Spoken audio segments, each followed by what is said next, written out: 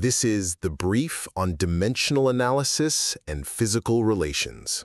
Okay, so today we're going to talk about what is, honestly, the ultimate shortcut in science and engineering. It's called dimensional analysis. It's this wild technique that lets scientists prove that, these incredibly complex physical problems, they're often way simpler than they look.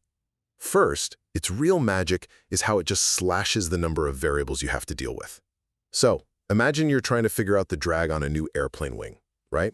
The full formula might have, 8 different things to worry about: speed, size, air density, the whole shebang.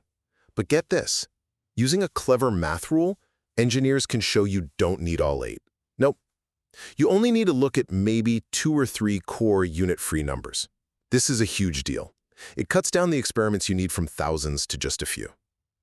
And second, this whole thing works because the basic laws of physics, well, they don't really care about our units, do they?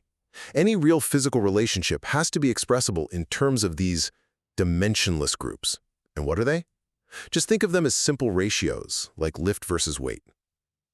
These ratios stay the same whether you're using feet or meters. And when you find them, you've found the universal truth of the physics, not just some number tied to one set of units.